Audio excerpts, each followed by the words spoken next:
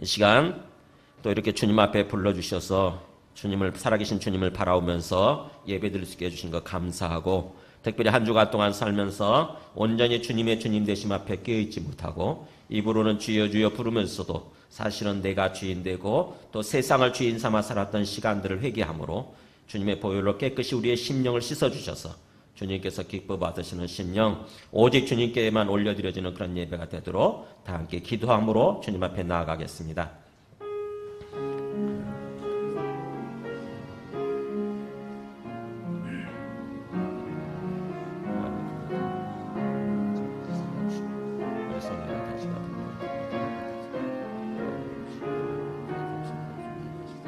주님 만나주시고 말씀해 주시고 비춰주시고 주님 말씀 주시옵소서. 우리 모두가 살아 주님 앞에 서게 되어지고 주님의 성령으로 충만하게 되시고 모든 사람들의 삶에 주님의 성령으로 충만하시고 역시 주님의 세상에 주님의 충만하다 주옵소서.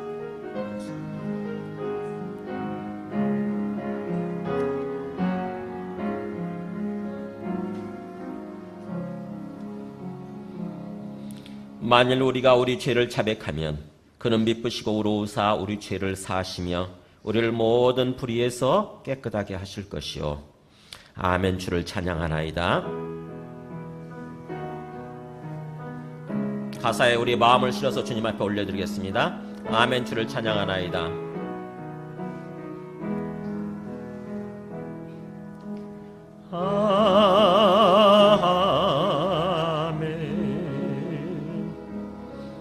주를 찬양하나이다. 아멘. 아멘. 주를 찬양하나이다. 성령 회복시켜 주옵소서. 성령님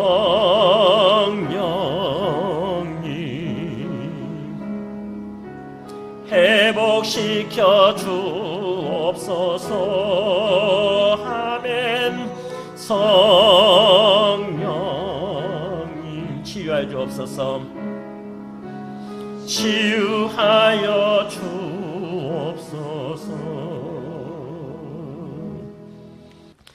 에베소 5장 15절에서 21절까지 저와 여러분이 한 절씩 교독하시겠습니다.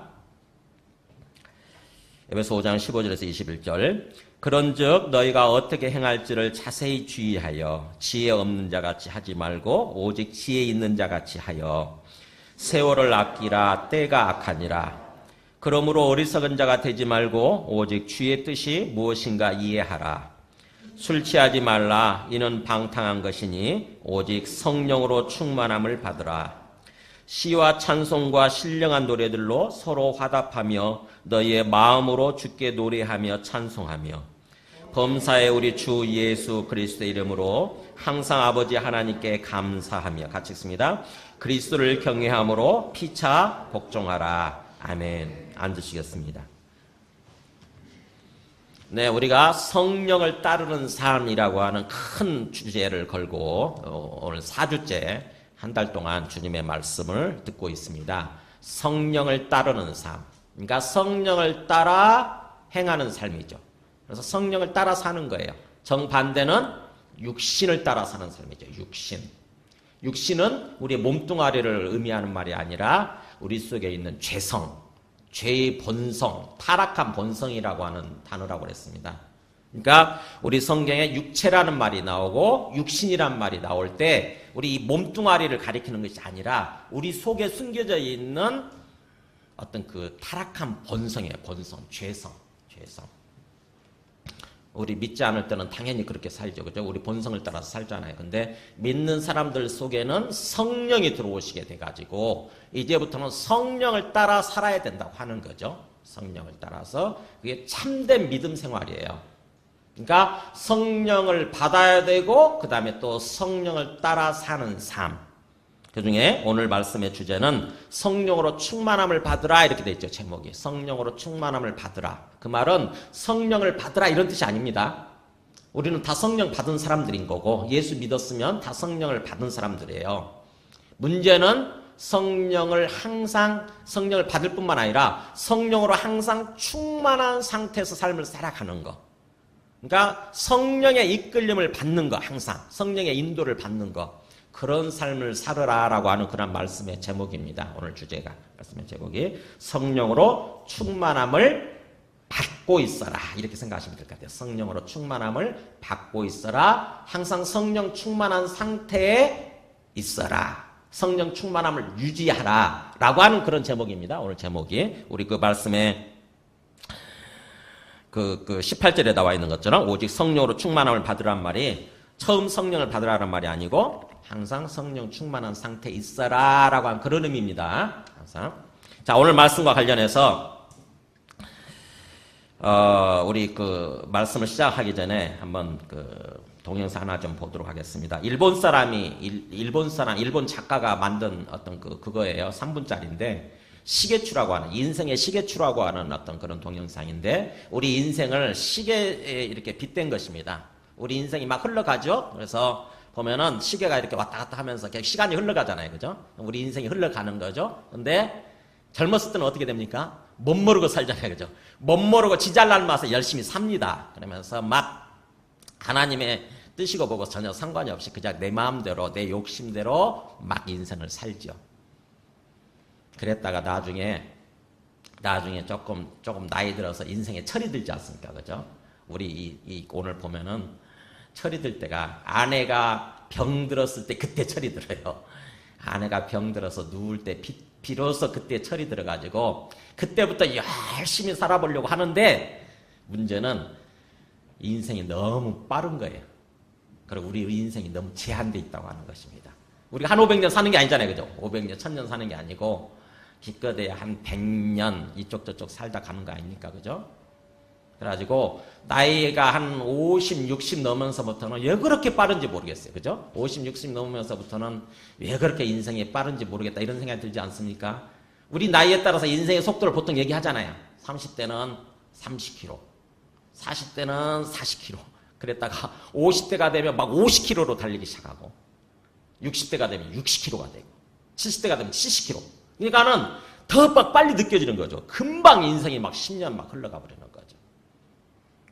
그렇게 인생이 금방 흐르고 나면은 어느새 우리 인생이 어떤 끝날이 오는 그런 모습인 거죠. 그래서 한번 좀, 이게 뭐 말이 하나도 없어요. 말이 하나도 없고 그냥 그러니까 그림으로만 보여주고 그러는데, 그래서 우리 권사님들한테는 제가 죄송해요. 권사님들 잘 안 보이실 수가 있어서 말이라도 있으면 좀 들릴 텐데, 제가 그래서 일부러 좀 설명을 좀 미리 해드리는 건데, 좀 그냥 잘 보세요. 한번 보세요. 그리고 특히 우리 조금 잘 보이시는 분들은 잘 보시기 바랍니다. 우리 인생이 어떤 것인지 한번 좀 보시기 바랍니다.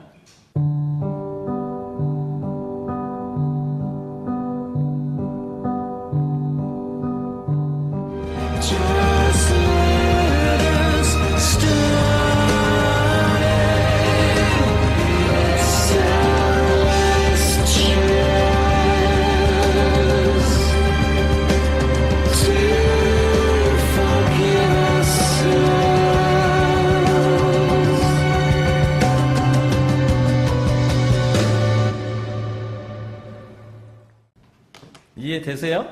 어렵죠, 좀. 굉장히 한 2, 3년 됐죠. 일본에서 센세이션을 불러일으킨 이 동영상입니다. 이거 보고 일본 사람들이 깊은 생각 속에 잠겼어요. 보면은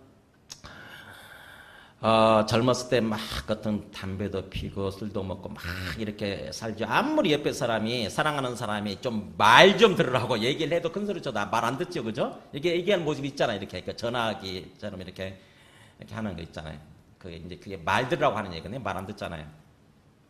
막 난폭하게 막 살죠.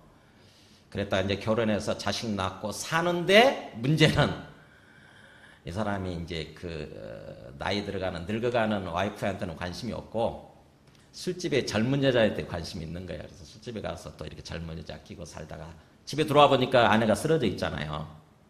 그때서 정신 차리고 이제 열심히 이렇게 살지 않습니까? 그죠? 열심히 일도 하고 아내 데리고 밖에 나가서 이렇게 병든 아내 휠체어에 태워가지고 밖에 나가서 산책도 하고. 근데 그때부터는 막 시간이 빨라지기 시작하죠? 굉장히 막 흐름이 빨라지잖아요. 인생에 철이 들어서 살려고 보니까, 열심히 살려고 보니까, 우리 인생 시간이 얼마 안 남은 거예요. 그래가지고 그때 막 시계추를 멈춰보려고, 우리 인생의 시계추를 멈춰보려고 막 자꾸 막 후회하면서, 내가 젊었을 때 왜 그렇게 살았을까 그러면서 막 후회하면서 시계추를 붙잡아 보는데 멈춰지는 게 아니잖아요. 그게 옆에 있던 좀 나이 든 아내가 그러잖아요. 그냥 영감 받아들이시라고 이렇게 얘기하잖아요. 그죠? 받아들이시라고, 그냥 받아들이시라고, 인생을 그냥 받아들이시라고. 그래서 놓고 그 다음에 이제 그 다음에 이제 나중에 제일 마지막 모습은 아내가 죽죠? 아내가 이제 죽으면서 같이 하늘나라로 올라가는 모습인데, 참 그게 굉장히 상징적인 의미가 있는 게, 하늘로 올라가면서 두 사람이 갑자기 이렇게 더 젊어지죠, 그죠? 다시 젊었을 때로 돌아가면서 가장 젊었을 때 아름다운 모습으로 쫙 바뀌면서 하늘로 올라가잖아요. 그리고 나서 시계가 딱 멈춘 시간이 몇 시예요? 12시. 12시. 우리 인생의 종지부를 찍는 시간이 12시예요. 우리는 지금 12시를 향해서 가고 있어요. 지금 현재 사실은 우리 인생의 끝 시간을 향해서 지금 막 가고 있는데, 우리 가운데 우리 인생이라고 하는 것이 딱 제한돼 있잖아요. 그야말로 대부분 한 100살 정도까지, 좀 길게 사시는 분들은 100살 사시는 거고, 조금 작게 사시는 분들은 7, 80년 사시다가 가시죠. 근데 그 시간까지 이렇게 그야말로 우리 인생이라고 하는 게 그렇게 흘러가는 건데, 제대로 우리가 뭔가 그 인생의 어떤 제대로 잘 깨닫지 못할 때는 그냥 막무가내로 이렇게 살다가 나중에 철이 든 다음에 보면은 우리 인생을 너무 낭비해 버렸구나, 이렇게 인생을 깨닫게 되는 거죠. 우리 인생 너무 낭비해 버렸어요. 그냥 내 마음대로 될 줄 알고, 또 우리 젊음의 시간이나 우리 시간이 그대로 계속 갈 것처럼, 지금 이 젊은 때 한창 때가 계속 영원할 것처럼, 또 우리 좋은 때가 영원할 것처럼 막 살잖아요, 함부로.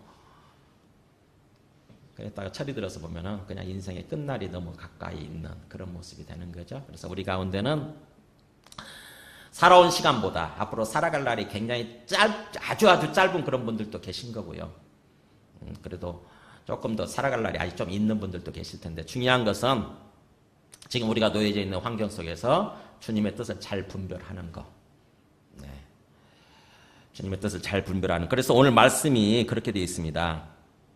15절에서 17절까지 보면은 오늘 말씀이 3단계로 진행이 돼요.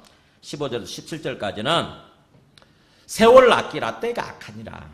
그러니까 우리에게 주어진 이 인생 시간, 세월이죠. 인생 시간을 아껴라. 함부로 낭비하지 마라. 허비하지 마라. 낭비하지 마라. 왜냐하면 우리 인생은 짧고, 우리에게 주어진 인생은 짧고, 그 다음에 또 우리를 둘러싸는 환경은 악하다라고 하는 것입니다. 우리를 둘러싸고 있는 환경이 악하기 때문에 자칫하게 되면 우리 인생을, 그나마 짧은 인생을 그냥 낭비해 버릴 수가 있다. 그러니까 잘 분별해서 세월 아끼라. 이게 1단계고요. 그 다음에 두 번째는 18절, 항상 성령으로 충만한 상태에 있으라라고 하는 것입니다. 육신을 따라 삶을 살지 말고, 그러니까 술 취하란다는 말은 육신의 삶의 대표적인 거예요. 그래서 그런 어떤 술에 취한 상태, 술에 사로잡히는 그런 모습, 즉 육신에 충만한 삶이 아니라 항상 성령, 하나님의 영에 사로잡힌 모습, 하나님의 영의 인도를 받는 그런 삶을 항상 살아라. 그런 걸 유지해라. 이게 두 번째고, 그 다음에 나머지 19절부터 21절 마지막 단계는 뭐냐면, 그렇다고 한다면 성령 충만함을 받을 수 있는 구체적인 비결, 구체적인 방법이 뭔가를, 그 구체적인 것까지 얘기를 해줍니다. 그게 마지막 단계예요. 네, 우리 인생이라고 하는 게 사실은 참, 이 땅에서 우리 육체를 가지고 이렇게 살아가는 인생이라고 하는 게 한참 젊고 한참 아름답고 한참 이렇게 잘 나갈 때는 그게 막 영원할 것처럼 우리가 생각을 하게 되는데, 사실은 그게 아니잖아요. 그죠? 젊음도 한때고 잘 나가는 때도 한때고 그냥 금방 지나가지 않습니까? 그죠? 금방 지나갑니다. 그러니까 우리 인생에 대해서 깊이 생각할 줄 알아야 함부로 살지 않는 거죠. 우리 인생에 대해서 시편 90편에 이렇게 표현을 하죠. 모세가 이렇게 표현합니다. 우리 연수가 70이요. 아마 그때 당시는 이게 모세의 기도인데, 하나님 앞에서의 모세의 고백이거든요. 그때는 평균 나이가 한 70여 정도 같아요. 평균 70 정도면 다 죽었던 것 같아요. 근데 강건하면 80이라도 그중에 좀 건강한 사람들은 80을 살았던 것 같고 그렇다 할지라도 그 연수의 자랑 내가 70 살았네 내가 80년 살았네 이렇게 그 연수 내가 산 연수를 자랑해봤자 뭐요? 수고와 슬픔뿐이요. 가만히 내가 막 오래 다른 사람보다 좀 오래 살았다고 자랑하려고 하고 가만히 내용을 살펴보니까 사실은 수고한 것 고생한 것 뿐이에요. 고생한 시간이 훨씬 더 많았던 것 같아. 되게 그죠? 우리 인생을 돌아보면은 뭔가 그 고생하지 않았던 시간이 생각나는 게 아니라 고생했던 것만 많이 생각나게 되죠. 훨씬 비율이 많죠. 수고한 것, 고생한 것만 생각나고 그 다음에 또 슬픔뿐이요. 막 기쁘고 행복했던 시간보다는 슬프고 안 좋았던 것이 참 더 많다고 하는 거죠. 그러면서 그것마저도 신속히 가니 우리가 날아가나이다. 어쩌면 그렇게 우리 인생이 짧은지 조금 인생을 조금 이제 좀 철이 들어서 조금 이제 귀담아 들을 줄 알고 아까 그잖아요. 그렇게 젊었을 때는 아무리 옆에서 큰 소리 쳐도 그냥 때려치잖아요. 안 듣습니다. 근데 나무 얘기를 조금 들을 나이가 되면은 우리 그 한자 말로 이순이라고 하잖아요. 귀가 순해진다. 이순. 남의 말 들을 줄 안다는 얘기거든요. 그게 60 나이를 이순이라고 그래요. 60 나이. 그러니까 나이 60이 돼야 비로소 조금 귀가 순해지는 거야. 좀 남의 말을 좀 들을 줄 알게 되는 거야. 근데 어떻게 됩니까? 60대에서 인제사 인생을 좀 알고 남의 말 들을 줄 알고 이러려고 보니까는 네, 그때 당시만 해도 70, 80 금방 이제 앞으로 10년, 20년밖에 안 남은 거죠. 우리 식으로는 그래도 한 3, 40년 남아있지만 금방이죠. 그런 것입니다. 그러니까는 마치 우리 인생이 무슨 화살이 날아가는 것처럼 너무 빨라지는 거죠. 50, 60 되면 정말 빠르다는 생각 듭니다. 정말 금방 10년 가는데 금방 10년 가고 그래서 그렇게 얘기를 하는 거죠. 30대 30kg, 40대 40kg, 50대 50kg, 60 되면 60kg 이제 60대가 되면 막 키로수가 굉장히 빨라지는 거예요. 점점 정신 차리고 뭔가 하려고 그러면 이제 안 되는 거예요. 그렇기 때문에 우리 인생을 그렇게 철이 없이 그냥 그렇게 사는 것이 아니라 깊이 생각하고 살아야 되는 거. 이렇게 얘기하죠. 우리 날 계수함을 가르치사 지혜로운 마음을 얻게 하소서. 네. 우리가 지혜롭게 인생을 사는 것은 뭐냐면은 우리에게 주어진 시간, 우리에게 주어진 인생 이것을 계산할 줄 아는 사람이에요. 마치 이게 지금 현재 내 잘 나가고 한창 이 젊음이 영원할 것처럼 이렇게 착각하고 사는 사람들은 지금 주어진 시간을 낭비해버리게 됩니다. 지금 주어진 시간을 낭비해버리게 되는 거예요. 근데 이게 이것도 한때고 내게 주어진 시간은 딱 제한돼 있다. 한계가 있다. 그 시간을 향해서 지금 계속해서 우리가 지금 다가가고 있는 거다. 곧 끝날이 온다. 이런 생각을 하는 사람들은 비로소 지혜를 얻어요. 우리 인생을 어떻게 살아야 될지. 지금 내한테 주어진 이 시간을 어떻게 살아야 될지를 알아요. 지금 그 얘기를 하는 거예요. 우리에게 우리 날 계수함을 가르치사. 그러니까 우리에게 주어진 시간을 계산할 줄 알게 하셔서 깊이 생각하고 나에게 얼마나 시간이 남아있나, 나에게 주어진 시간이 얼만가 이것을 계산할 줄 알게 하셔서 지혜로운 마음을 얻게 하소서, 지혜로운 인생을 살게 하소서. 그거예요. 오늘 말씀을 보세요. 오늘 말씀을 보면은 그렇게 얘기했잖아요. 그런즉 너희가 어떻게 행할지를 자세히 주의하여. 우리 인생이 이렇게 짧고 이렇게 우리 환경이 안 좋으니까 어떻게 행해야 될지, 어떻게 행동해야 될지, 어떻게 살아야 될지를 자세히 주의하라고 하는 것입니다. 깊이 생각하고 고민하고 기도하는 것. 그래서 지혜 없는 자 같이 하지 말고 지혜 있는 자 같이 해라. 지혜라고 하는 것은, 성경에서 지혜라는 것은 뭔 줄 아세요? 내가 조금 덜 손해보고 남보다 조금 앞서고 하는 어떤 잔재주를 말하는 게 아니에요. 우리 잔재주를 말하는 게 아니에요. 성경에서 말씀은 지혜는 잔꾀를 말하는 것이 아니라 하나님의 뜻을 말해요. 하나님의 뜻을 분별할 줄 아는 것. 이게 지혜입니다. 성경에서 말씀하는 지혜. 그래서 잠언이라고 하는 것은 그 지혜의 말씀들이잖아요. 그죠? 잠언에 그 31장까지 있는데 그 지혜의 말씀으로 얼마나 충만합니까? 그게 인생에서 잔꾀부리라고 하는 그 말씀을 주신 게 아니에요. 잠언은 하나님의 뜻을 분별하고 하나님의 뜻을 따라서 우리 인생을 살아가는 그 말씀으로 충만한 것입니다. 그게 지혜예요. 그게 지혜. 우리가 아무리 똑똑한 것 같아도, 우리가 아무리 많이 배우고 아무리 똑똑하고 또 세상에 잘 사는 것 같아도 하나님의 뜻을 분별할 줄 모르면은 결국 죽을 때쯤에서 바로 깨닫게 되는 거예요. 내가 인생 헛살았구나. 정말 내가 인생 헛살았구나. 그래서 깨닫게 되네. 그러니까 그렇게 깊이 주의해서 지혜 없는 자 같지 말고 지혜 있는 자가 채라. 왜냐하면 그렇게 해서 세월을 아껴라 그러죠. 세월을 아껴라. 우리에게 주어진 시간, 제한된 시간을 쓰고 있는 거니까, 그죠? 무한정 주어진 시간이 아니에요. 제한된 시간을 지금 쓰고 있는 것입니다. 제한된 시간. 누구나 다 똑같이 제한돼 있어요. 다 70에서 한 100살 사이, 70에서 100년 사이예요. 제한된 시간입니다. 그 제한된 시간을 어떻게 쓰느냐 하는 거죠. 어떻게 쓰느냐. 세월 아끼라. 우리의 시간은 제한돼 있으니까. 우리 인생은 제한돼 있으니까. 그리고 또 뭐예요? 때가 악하다 그랬죠. 때가. 왜 우리가 세월을 아껴야 되는가? 왜 우리가 지혜롭게 살아야 되는가? 네, 우리를 둘러싸고 있는 환경 자체도 악하다고 하는 것입니다. 우리를 둘러싸고 있는 이 환경을 자칫하게 되면 우리 인생을 낭비하게끔 만들어요. 우리 인생이 선한 환경이 아니에요. 우리 인생은 우리를 둘러싸고 있는 이 삶의 환경이라고 하는 것은요. 누가 지금 이 세상을 통치하고 있냐면, 이끌어가고 있냐면은 마귀예요. 마귀. 악한 영이에요. 악한 영. 악한 영이 계속해서 통치하는 가운데서 우리 마음을 계속 잘못된 쪽으로 이끌어가려고 한다고 하는 것입니다. 그렇기 때문에 자칫하게 되면 우리 인생을 낭비하게 돼요. 우리 지금 그 5장 말씀 보고 있죠. 에베소 5장. 한번 넘겨서, 앞에 한 장을 넘겨서 2장을 한번 보실래요? 2장 1절을 한번 보실래요? 이 세상이라고 하는 것은 어떤 세상이냐면, 보세요. 2장 1절에 제가 읽겠습니다. 그는 허물과 죄로 죽었던 너희를 살리셨도다. 그러면서, 그는 예수님이겠죠. 예수님이 허물과 죄로 우리가 죽어 있었는데 우리를 살리셨다. 허물과 죄와 허물, 이거는 크고 작은 죄를 의미해요. 크고 작은 죄. 우리 고의적으로 죄를 지으면 죄 그러고, 실수로 죄를 지으면 허물 그렇게 얘기합니다. 성경에서. 그죠? 그러니까는 죄와 허물로 말미암아서 죽어 있었어요. 영적으로 죽어 있었어요. 하나님과의 관계가 끊어져 있었다고 하는 것입니다. 우리가 예수님 믿기 전에는, 예수님을 통해서 하나님을 알기 전에는 그렇죠. 영적으로 죽어 있었어요. 근데 그 영적으로 죽어 있었던 시절에 우리 삶이 어떤 모습이냐면 2절 보세요.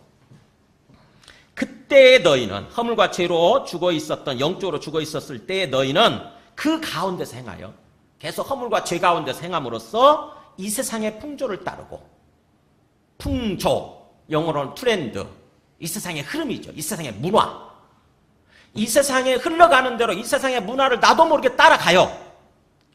영적으로 죽어 있으니까 하나님의 뜻을 전혀 모르죠. 그냥 남들이 다 살고 있으니까, 남들이 다 그렇게 사니까 그게 최고인 양, 그게 좋은 것인 양 그렇게 막 살아가요. 그렇게 내 욕망을 따라서, 내 육신을 따라, 죄악된 본성을 따라서 막 내 마음대로 살기 시작합니다.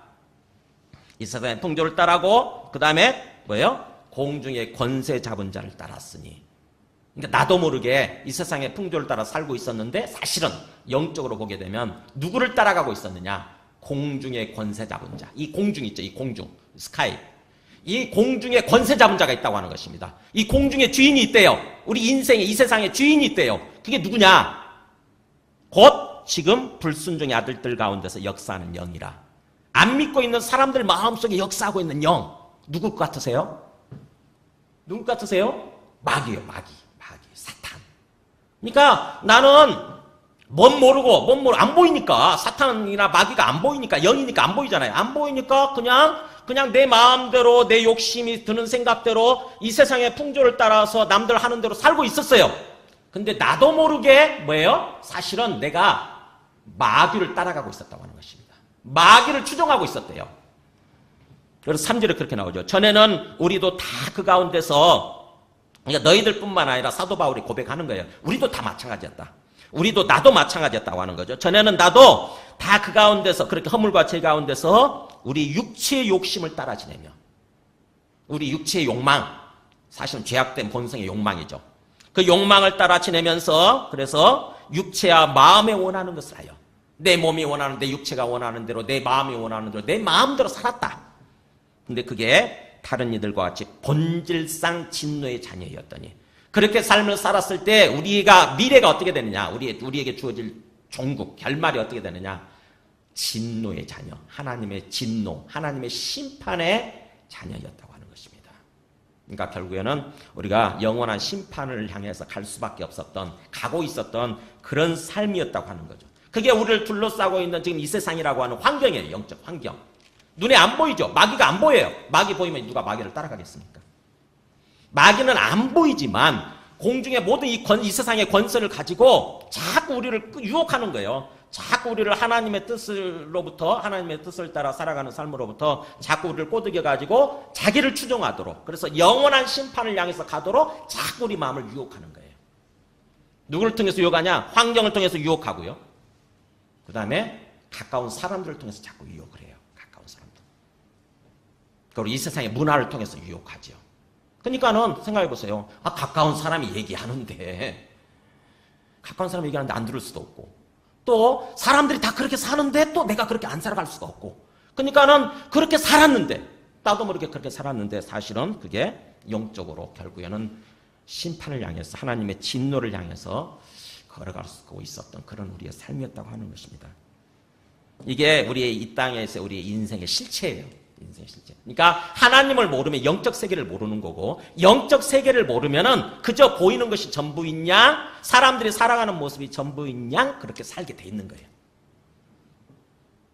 그래서 특히 말세가 되면은 어떤 일이 벌어진다고 그러냐면 디모데후서 3장을 보여줘 보세요. 주님이 오실 마지막 때가 다가오게 되면은 다가올수록 더욱더 그 마귀가, 악한 영이 날뛰는 때가 온다고 그렇게 얘기를 합니다. 여기 보면은 너는 이것을 알라, 말세가 되면 고통하는 때가 이를 텐데, 이 고통이란 말이 날뛴다는 뜻이에요. 원어로. 누가 날뛰냐? 사람들이 날뛰고 또 그 사람들 마음속에 악한 영이 날뛰는 거예요. 그러니까 악한 영의 사주를 받아서, 마귀의 사주를 받아서 날뛰는 모습으로 살아요. 인간들이 날뛰는 모습으로. 그 날뛰는 모습의 구체적인 모습이 보세요. 자기를 사랑하며, 사람들이 자기를 사랑해요. 하나님을 사랑하고 다른 사람들을 사랑하는 것이 아니라 자기밖에 모르는 거예요. 자기가 인생의 주인이니까. 내가 내 인생의 주인이니까 나를 사랑해요. 그래서 내가 하나님 되는 거예요. 오직 내중심적으로 사는 거죠. 그게 그런 모습이에요. 그러니까 자기가 우상이 돼요. 그 다음에 또 돈을 사랑하며. 하나님을 모르니까, 하나님이 안 느껴지고 하나님을 인식을 안 하니까 뭐예요? 돈이 필요하잖아요. 이 땅을 살아가면서 돈이 얼마나 소중하고 필요합니까? 근데 필요한 만큼 생각하는 것이 아니라 뭐예요? 돈에다 마음을 팔아버리는 거예요. 돈에다 영혼을 팔아버리는 것입니다. 그 돈 때문에 하나님도 팔아버려요. 돈과 하나님이 같이 비교 대상이 되면은 하나님 버리고 돈을 취하는 것입니다. 그게 돈을 사랑하는 모습이에요. 그게 마귀의 사주를 받아서 마귀를 따라가게 되면 그런 삶이라고 하는 거죠. 돈 사랑, 그 다음에 쭉 나오죠. 얼마나 많이 나열을 해놓고 있습니까? 자기 자랑, 그 다음에 교만, 비방, 부모 거역하는 것도 그 중에 하나고, 감사할 줄 모르는 것도 그렇고, 거룩하지 아니하며 무정하며 원통함 풀지 아니하며 모함하며 절제하지 못하며 사납고 선한 것을 좋아하지 않고 배신하고 조급하고 자만하고 쾌락 사랑하기를 하나님 사랑하는 것보다 더하고. 이게 세상 문화잖아요. 가만히 또 보세요. 요즘 뭐 뉴스 뜨면 이거 아닙니까? 그잖아요. 요즘 뉴스, 뭐가 뉴스거리예요? 이게 조금 심해지면, 평범하게 하면 뉴스거리도 안 돼요. 이걸 좀 극단적인 방법으로 하게 되면 뉴스에 나오게 됩니다. 뉴스 보면 맨날 이런 거잖아요. 맨날 이런 거. 말세가 되면 이게 심해진대요. 막 날뛰는 모습으로 나타난다고 하는 거죠. 그러면서 경건의 모양은 있으나 경건의 능력은 부인하니 이 같은 자들에게서 내가 돌아서라. 자, 심지어는 예수 믿는 사람들도, 교회를 다니는 사람들도 이럴 수 있다고 하는 것입니다. 경건의 모양은 있어요. 나 예수 믿는다고 얘기를 하고 교회는 다녀요. 예배는 드리는데 내 마음 깊숙한 곳에서는 경건의 능력을 부인해요. 즉 다시 말하면 신앙생활의 능력, 신앙생활의 어떤 영적인 역사, 이거를 부정하는 것입니다. 하나님이 무슨 살아계시기는, 너 봤냐? 그렇지. 너 봤냐? 그냥 적당히 하는 거야. 적당히. 내 속에 있는 근본적인 하나님의 살아계심과 하나님이 하나님 되심에 대한, 그래서 하나님을 진짜 믿고 살아간다고 한다면 우리가 행복하고 기쁘고 또 우리에게 영원한 삶이, 영원한 어떤 생명이 주어진다라고 하는 그걸 안 믿어요. 안 믿어요. 내 마음속 깊숙한 곳에서 안 믿습니다. 여러분 잘 보세요. 정직하게 한번 해보세요. 하나님 앞에서 정직해서 보세요. 정말 하나님이 내 앞에 살아계시고 그분이 진짜 내 하나님이라고 믿으세요? 여기서 자신 있게 대답하시는 분들은 정말 복 받으신 분들이에요. 정말. 그런 분들은 하나님을 의식하고 살지요. 그러나 우리는 믿는 것 같으면서도 사실은 하나님을 잊어버리고 하나님을 의식하지 않고 살아가는 그런 삶이라고 한다면 사실은 내가 머리로만 알고 있을 뿐이지 지식적으로만 알고 있을 뿐이지 실제로는 믿지 않고 있다고 하는 것입니다. 다만 내가 믿고 있다고 착각하는 거예요. 자기 자신에게 속는 거예요. 우리 자신에게 속지 말라고 그러잖아요.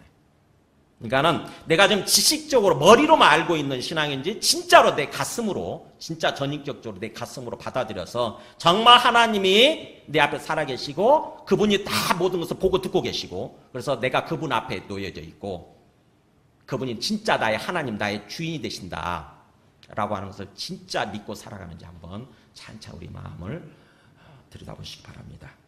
자, 이렇게 우리 인생이라고 하는 것이 짧으면서도 굉장히 어떤 환경 자체가 어려운 환경 가운데 있기 때문에 정말 세월을 아끼라 이렇게 얘기하는 세월을 인생을 아껴라. 정말 주의 깊게 분별함으로써 정말 주의 깊게 어리석은 자가 되지 말고 정말 나를 향한 주님의 뜻이 무엇인가를 잘 분별하려고 해라. 나를 향한 주님의 뜻이 뭘까? 내 인생을 향한 주님의 뜻이 뭘까? 여러분 생각해 보세요. 하나님이 진짜 살아계시고 진짜 그분이 나를 지으셨다. 나에게 생명을 주셨다. 그리고 온 우주를 지으신 진짜 만물의 주인 하나님이시다. 이런 생각을 한다고 한다면 그걸 믿으신다고 한다면 하나님이 우주를 지으시고 우리 인생을 지으실 때 아무런 목적도 없이 생각도 없이 주셨을까요? 아니면 뭔가 뜻이 있을까요? 여러분 어떻게 생각하세요? 하나님 살아계시는 건 맞는데 심심해서 우리를 지으셨을까요? 심심해서 툭 지어서 던져놓고 네 마음대로 살아 이렇게 하셨을까요? 아니면 우리를 향한 뭔가 어떤 소망과 기대, 뜻이 있을까요? 여러분 어떻게 생각하세요? 우리가 자식을 낳았을 때 자식에 대해서 소망이 있습니까? 없습니까? 있잖아요. 사랑하니까. 자식에 대한 기대가 있고요. 자식에 대한 삶의 목표가 있어요. 우리 자식이 어떤 사람이 됐으면 좋겠다. 어떤 삶을 살았으면 좋겠다. 하물며 만물의 주인이신 하나님께서 우리에게 생명을 주시면서 앞으로 영원히 살아갈 우리의 생명을 주시면서 우리한테 아무 생각 없이 심심풀이로 정말 심심풀이로 딱 지어서 던져놓고 네 마음대로 해. 나 몰라. 이렇게 하시겠습니까? 우리를 향한 하나님의 뜻이 있거든요. 우리를 향한 하나님의 뜻이 있습니다. 우리 인생을 향한 하나님의 뜻이 있습니다. 그것을 분별하려고 하는 거. 그게 중요하다고 하는 거죠. 주의 뜻이 어리석은 자가 되지 말고 오직 주의 뜻이 너를 향한 당신을 향한 주의 뜻이 무엇인가 이해하려고 해라. 자, 그렇다고 한다면 이제 이 땅에서 그렇게 주님의 뜻을 분별해서 삶을 살아가는 모습은 그런 삶을 살아가려면 정말 낭비되지 않는 삶, 정말 제대로 된 삶을 살아가려고 한다면 바로 18절이죠. 술 취하지 말라. 이는 방탕한 것이니 오직 성령으로 충만함을 받으라. 술 취한 삶, 방탕한 삶이 아니라 성령으로 충만함을 받는 삶을 살아야 된다고 하는 것입니다. 성령으로 누구나. 그것을 위해서 하나님께서 자기 아들 예수님을 보내셔서 우리 죄를 위해서 죽게 하시고 그 다음에 우리에게 성령을 보내주셨어요. 성령. 하나님의 영을 보내주신 거예요. 그러니까 하나님 우리한테 성령을 보내주신 것은 예수님을 통해서 우리 죄를 깨끗하게 해주시고 용서해 주시고 예수님을 통해서 우리를 구원해 주신 다음에 성령을 보내주신 이유는 뭐냐면은 이제부터는 성령의 인도를 받는 삶, 하나님께서 성령을 통해서 우리 삶을 이끌어 가시기 위해서 그렇게 하셨다고 하는 거죠. 그렇다고 한다면 이제 우리가 이제 더 이상 육신을 따라 사는 삶이 아니라 성령을 따라서 삶을 살아야 된다고 하는 것입니다. 성령의 이끌림 받는 삶, 항상 성령으로 충만한 삶을 살아야 된다고 하는 거죠. 자, 성령으로 충만한 삶과 그 얘기하기 전에 거기 술 취한다, 방탕하는 말을 왜 할까요? 저는요, 이 말씀을 참 오랫동안 이해를 못했어요. 그냥 성령 충만한 삶을 살아라. 인생을 낭비하지 않고, 세월을 낭비하지 않고, 지혜롭게 삶을 살기 위해서는 그냥 성령으로 충만함을 받으라. 이렇게만 얘기하면 될 판인데, 왜 갑자기 좀 생뚱맞을 정도로 술 취한단 말을 하시고, 또 방탕한 삶을 얘기할까? 전 잘 이해를 못했어요. 근데 여기에 나오더라고요. 갈라디아서 5장에 이 의미가 나오더라고요. 보세요. 육체의 일 얘기하면서 이게 빨간 걸로 표시해주세요. 육체라고 하는 게 우리 몸뚱아리가 아니고 타락한 본성, 죄악된 본성이라고 그랬죠. 그러니까 타락한 본성을 따라서 살아가는 삶이라고 하는 것은 이런 거라고 얘기하면서 보세요. 음행과 더러운 것과 호색과. 그러니까 성적으로 타락하게 되면 그게 바로 우리 타락한 본성을 따라서 살아가는 삶이다. 그렇게 시작이 된다고 하는 거죠. 그 다음에 우상숭배와 주술. 하나님이 아닌 다른 것을 하나님처럼 섬기는 거. 이게 영적 타락이죠. 영적 타락. 그러니까 육신을 따라 살게 되면 그런 영적 타락에 또 주어진다고 하는 거. 그 다음에 또 원수 맺는 거, 분쟁, 시기, 분냄, 당짓는 거, 분열, 이단, 투기. 투기가 질투예요. 여기까지 보면은 뭐냐면은 이거는 인간관계의 타락이에요. 인간관계의 타락. 그러니까 내 타락한 어떤 내 안에 있는 어떤 죄악된 본성을 따라 살게 되면은 관계에 있어서도 역시 사람들과의 관계에 있어서도 그게 타락해버리는, 그야말로 망해버리는 그런 모습이 된다고 하는 것입니다. 내중심적으로 사니까. 그 다음에 마지막에 뭐냐면은 술 취함과 방탕함과 또 그와 같으리라.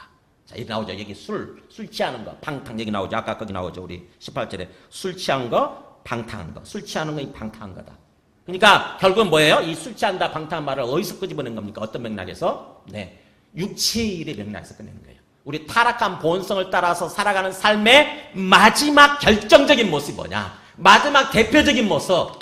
네, 술에 거나게 취해가지고, 술에 거나게 사로잡혀가지고, 술기로 사로잡혀서 내 이성줄을 놓아버린 거예요. 내 정신줄을 놓아버린 모습입니다. 내가 내 삶을 이끌어가는 것이 아니라, 내 계획에 따라서 하나님 뜻을 분별해서 하나님에 따라서 내 인생을 살아가는 것이 아니라, 그냥 술 기운에 사로잡혀가지고 술이 내 인생을 끌어가는 거예요.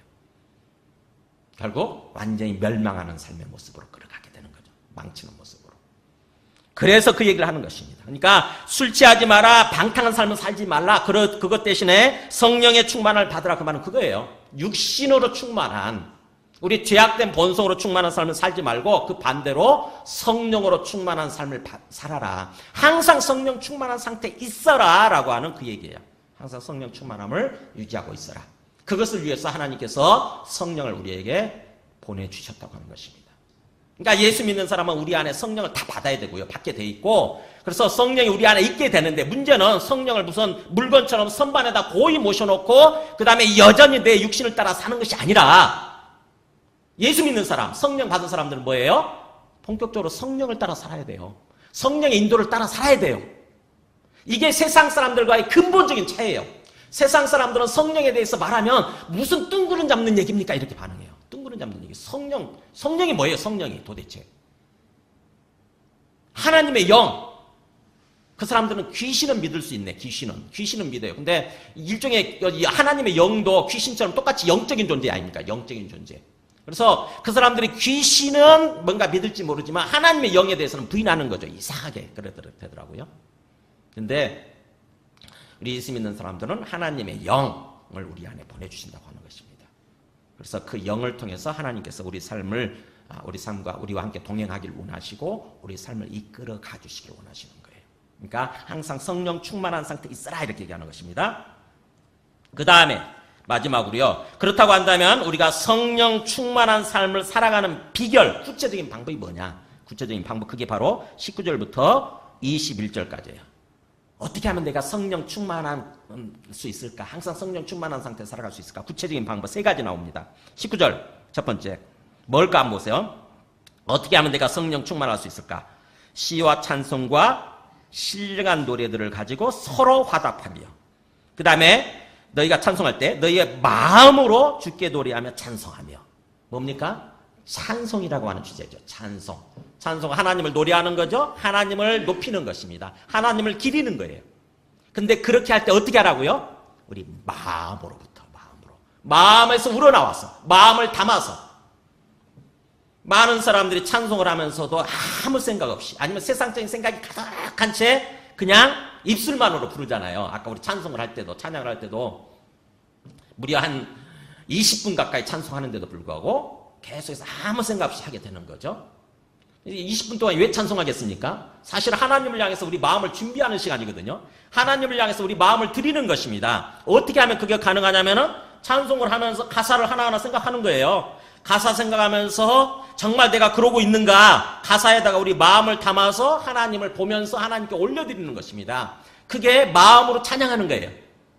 그렇게 되면은 하나님께서 우리 마음속에 성령으로 역사해 주셔서 성령으로 충만하게 되는 거예요. 그렇게 찬송을 할 때 마음을 담아서 마음으로 우러나와서 찬송을 하라. 그리고 서로 간에 그런 아름다운 찬송을 가지고 서로 화합이란 말, 서로 주고받는 거예요. 서로 주고받는 거. 그러니까 모일 때마다 딴짓 하지 말고 하나님을 찬송하는 그런 찬송을 하라는 거죠. 같이. 그런 모습일 때 우리 안에 성령이 회복되어지고 성령으로 차오르기 시작하면서 어느 순간에 성령으로 가득하게 되는 거. 그게 충만이에요. 성령이 충만하게 되는 거. 그래서 내 안에 하나님이 커지면 세상이 작아 보여요. 상대적으로 내 안에 하나님이 작아지잖아요. 그러면 세상이 막 커집니다. 세상이 산더미처럼 이렇게 막 태산처럼 파도처럼 밀려와가지고요. 거기 압도당해버리는 거예요. 그러니까 우리가 세상에 짓눌리는 삶을 살지 않으려면 내 안에 하나님이 커져야 돼요. 그러자면은 찬송을 할 때부터 마음을 담아서 찬송하는 것입니다. 두 번째, 성령 충만하게 되는 구체적인 방법. 두 번째는 20절이죠. 보세요. 뭐라고 얘기합니까? 범사에. 범사하게 모든 일에 그런 뜻이죠. in everything. 범사에 모든 일에 있어서 우리 주 예수 그리스도 이름으로 항상 아버지 하나님께 감사하며. 두 번째는 뭐예요? 감사예요. 감사. 모든 일에 감사. 좋은 일이든 나쁜 일이든 감사. 때로 우리가 참 안 좋은 일을 당하게 되면은 감사가 잘 안 나옵니다. 그죠? 우리 감정에 따라서 삶을 살아가는 사람은 특히 그래요. 감정이 강한 사람들은 정적으로 굉장히 이렇게 기울은 사람들, 그 사람들 같은 경우는 내 감정에 따라서 왔다 갔다 하니까 지금 내가 건강이 굉장히 안 좋은데 내가 어떻게 감사합니까?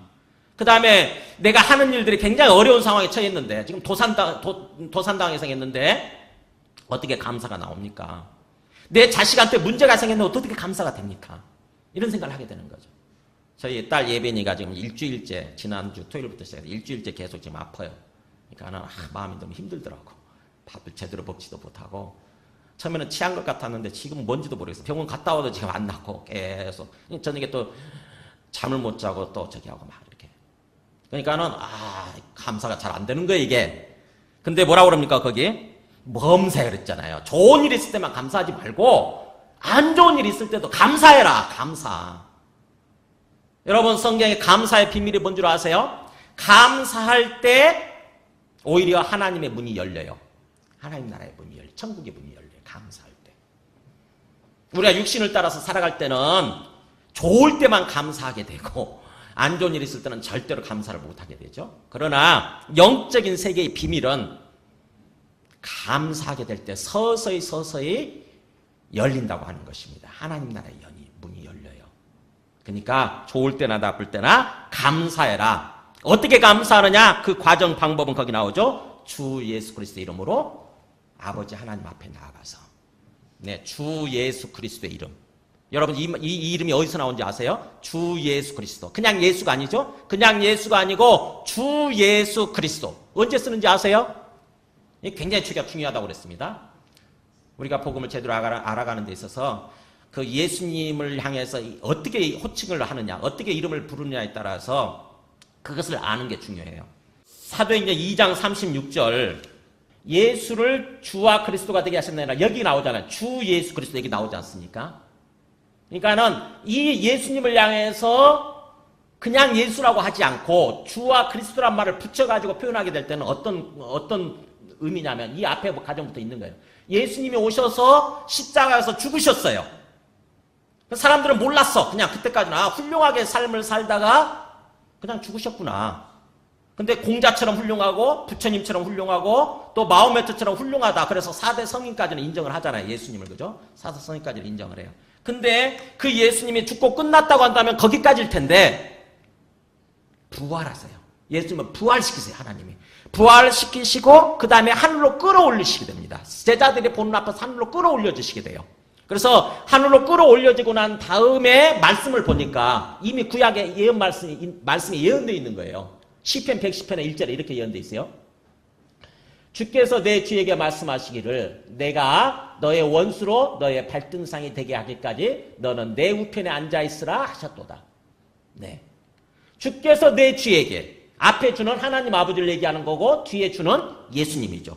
하나님 아버지께서 예수님에게 뭐라고 말씀하시냐면 이렇게 얘기한다고 하는 거죠. 내가 너의 원수로 하여금, 사탄이겠죠.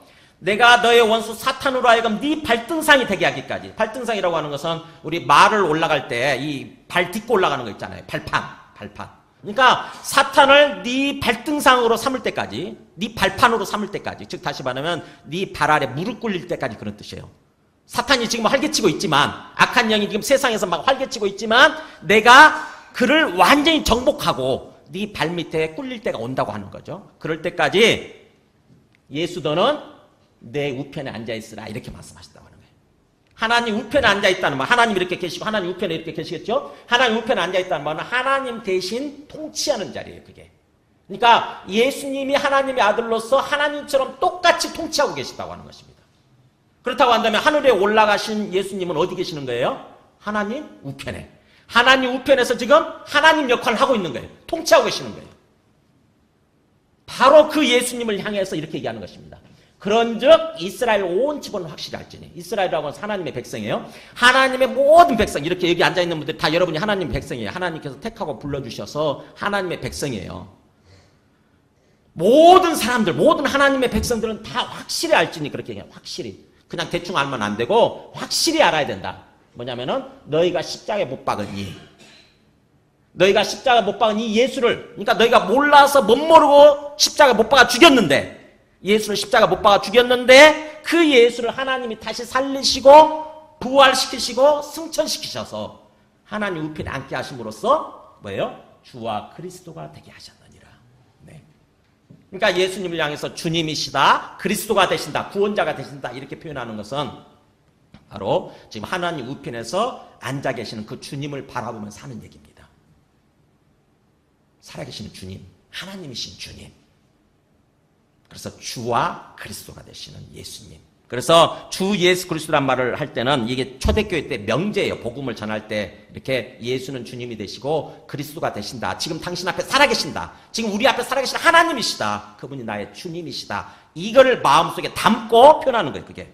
그래서 범사에 우리 주 예수 그리스도 이름으로, 주와 그리스도가 되시는 예수님의 이름으로 항상 아버지 하나님, 살아계시는 아버지 하나님 앞에 나가서 감사해라. 좋은 일이든 나쁜 일이든 감사로 시작해라. 감사로.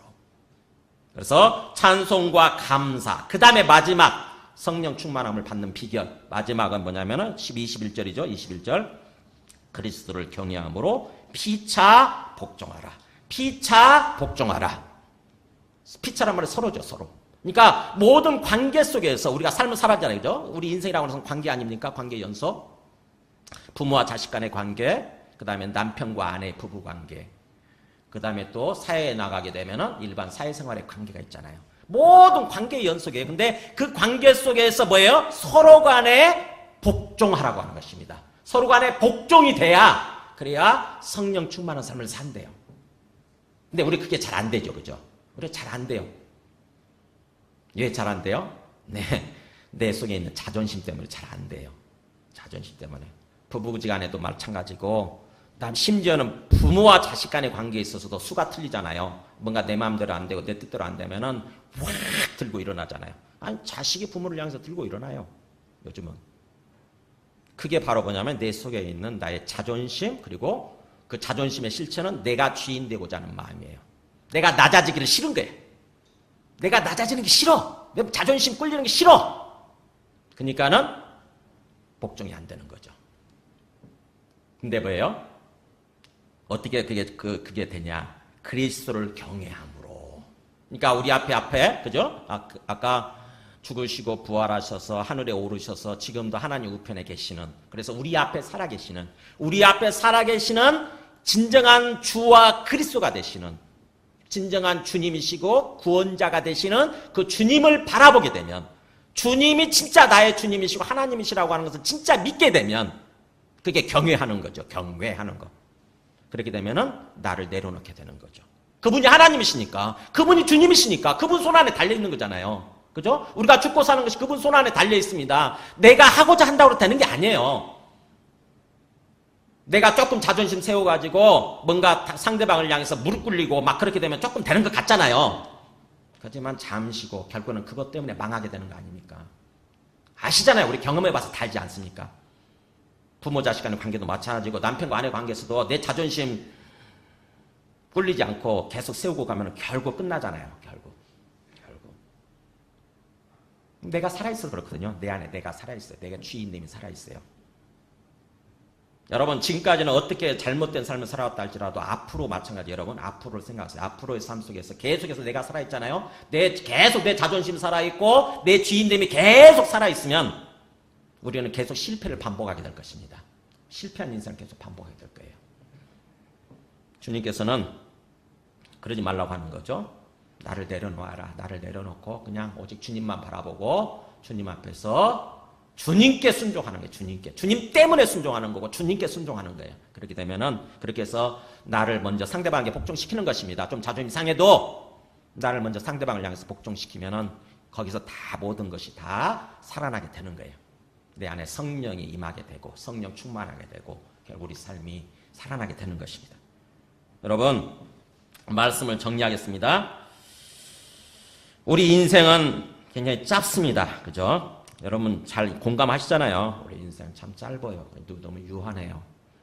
더군다나 우리를 둘러싸고 있는 환경은 너무너무 악해요. 영적 환경이 너무 악합니다. 어느 순간에 우리 마음이 미혹돼 가지고 그나마 우리 짧은 인생마저도 낭비해 버릴 수 있는 정말 아무것도 한 거 없이 후회 막급한 거죠. 죽을 때쯤 되면은 그런 인생을 살아갈 수가 있다고 하는 것입니다.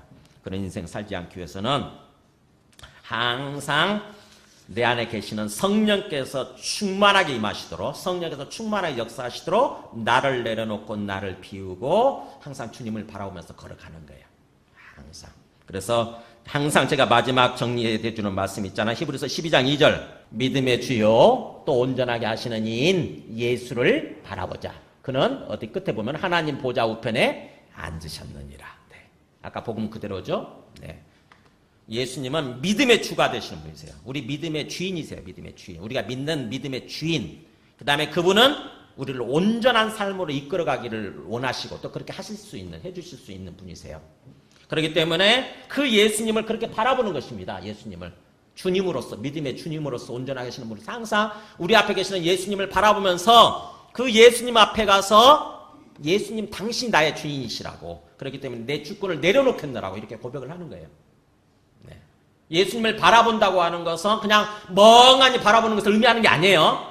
주님 앞에 나가서 로마서 10장 9절 로마서 10장 9절 멍하니 바라보는 것이 아니라 이렇게 바라보는 거예요. 너가 만일 너의 입으로 예수를 주로 신하며 또 하나님께서 그를 죽은 자 가운데서 살리신 것을 내 마음에 믿으면 구원을 받으리라. 그러니까 마음에는 뭘 믿어요? 하나님 아버지께서 예수님을 죽은 자 가운데서 살리셨다. 부활시키셨다. 그래서 그것을 통해서 예수가 하나님의 아들이신 것, 우리의 주와 그리스도가 되신 것을 보여주셨다. 하는 걸 마음속에 믿는 것입니다. 그게 복음이죠. 그걸 믿는 거예요. 그걸 마음속에 받아 생각하고 그 다음에 뭐예요? 입으로는 그 예수를 향해서 주님이시라고 고백하는 거예요. 주님. 지금 환경이 굉장히 어려운데 지금 상황이 너무 어려우니까 자칫하면 내 육신이 주인 되어서 내가 주인 되어서 내 자존심이 주인 되어서 지금 삶을 살아가기 쉬운 환경인데 주님을 바라보면서 주님이 주님이시라고 한다면 나를 내려놓겠습니다. 나의 자존심을 내려놓겠습니다. 나의 주인을 내려놓겠습니다. 나의 주인, 나의 주권을 주님 앞에 양도해드리겠습니다. 주권 양도. 그게 로드십이에요, 로드십. 그럴 때 주님이 온전히 내 마음속에 주님 되시기 시작할 때 그때 비로소 성령으로 채워지기 시작하고 성령께서 이끌어 가시는 그런 삶이 된다고 하는 것입니다. 그래서 성령이 이끌어 가심으로써 성령이 우리 안에 채워짐으로써 우리 마음이 살아나잖아요. 우리 마음이 치유되고 회복되고 우리 마음이 살아나면 그러면 자연스럽게 우리 얼굴 표정도 달라지게 돼 있고요. 그 다음에 우리 언행이 달라지게 돼 있고 그러면서 사람들을 대하는 게 달라져요. 상대방을 대하는 게 달라집니다. 배우자를 대하는 게 달라지고 우리 부모, 자식, 자녀들 대하는 게 달라지고 직장에서 일반적인 사람들 대하는 게 달라지고 내 안에 성령이 막 충만한 상태에 있으면 그게 다 달라지게 돼 있어요. 그러면서 관계가 다 살아납니다. 관계가 다 살아나요. 그러면서 하는 일들도 이상하게 막 풀리기 시작하고, 꽉 막혀 있었는데 하는 일도 막 풀리기 시작하면서 우리 삶이 복된 삶으로 바뀌는 거예요. 기쁘고 행복한 삶으로 바뀌는 거예요. 반대로 내가 계속 내 안에 내가 가득해가지고 내 자존심 때문에 내가 육신으로 충만한 그런 삶을 살잖아요. 내가 주인된 삶을 살면은 결국 망합니다. 결국 하나하나 다 무너지고 다 깨지고 다 결국 망하는 거예요. 주님께서는 오늘 말씀을 통해서 다시 한번 내가 지금 육신을 따라 살아가고 있는 삶인가, 아니면 내 안에 계시는 성령을 따라서 삶을 살아가고 있는가를 이거 점검하게 하시고, 이제부터 성령을 따라 살아야 되겠다. 정말 내 육신을 따라 살아야지. 구태 우리가 구태 멸망하는 삶을 살아갈 게 뭡니까? 그잖아요. 하나님 우리에게 행복하기를 원하시는데 왜 뿌득뿌득 이면서 아주 싫어요. 저는 저 자존심 절대로 자존심 굴피지 않고 그냥 망하더라도 죽더라도 그 길을 갈래요. 그럼 가서 그냥 어쩔 수가 없어. 그거는. 네, 주님 앞에 우리 모두가 행복한 삶을 살아가시길 바랍니다. 함께 찬송하 기도하겠습니다. 찬송가 191장 1절하고 잠깐 기도하겠습니다.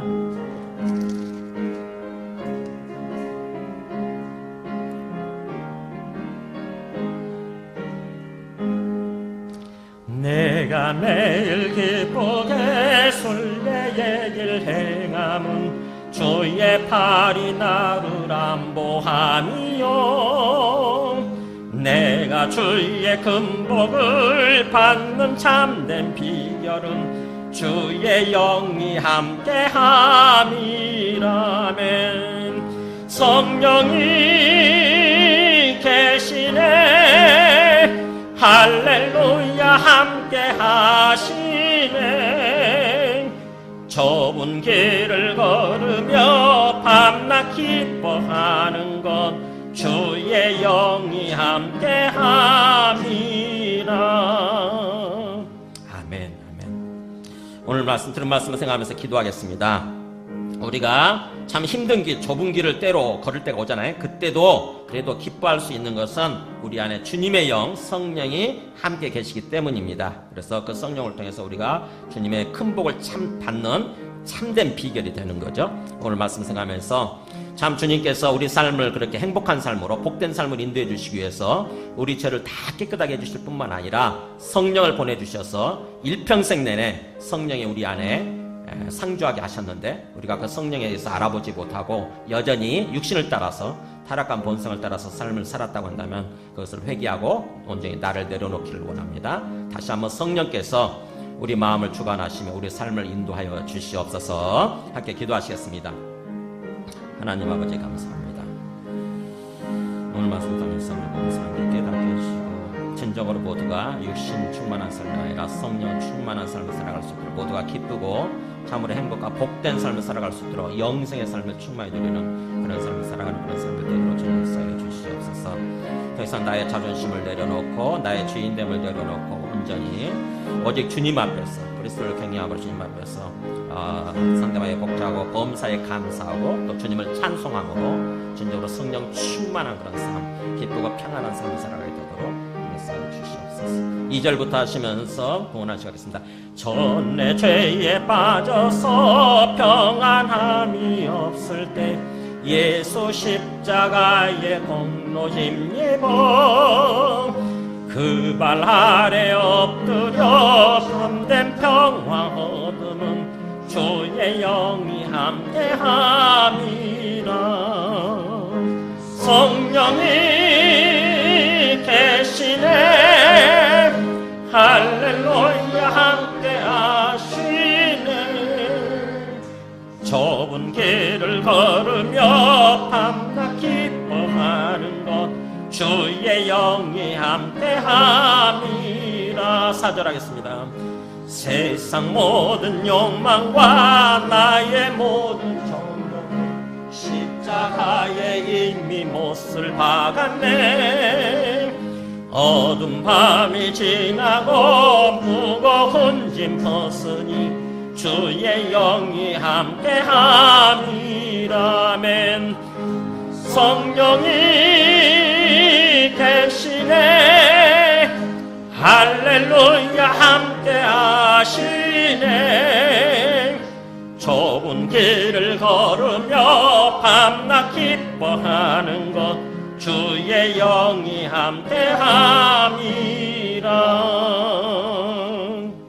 지금 이 땅에 오셔서 우리 죄를 위해서 죽으시고 또 죽으실 뿐만 아니라 부활하셔서 하나님의 아들 주와 그리스도가 되신 것을 증명해 주시고 또 하늘에 오르셔서 우리에게 성령을 보내주신 예수 그리스도의 은혜와 하나님 아버지의 크신 사랑과 또 성령님의 내주 감화 감동 충만하신 은총이 오늘 말씀을 따라서 참 우리 이 땅에서 살아가는 우리의 인생이 참으로 유한하고 또 우리를 둘러싸고 있는 영적 환경이 참으로 악한 것임을 알고 그래서 육신에 사로잡히지 아니하고 성령을 따라서 성령의 충만함으로 삶을 살아감으로써 온전히 참으로 주님께서 기뻐하시는 삶, 주님과 함께 기쁨과 평안과 행복한 삶, 복된 삶을 살아가기로 다짐하는 모든 신령과 그리고 그 가정과 하시는 일들 위에 지금부터 영원토록 함께 하시기를 간절히 축원하옵나이다.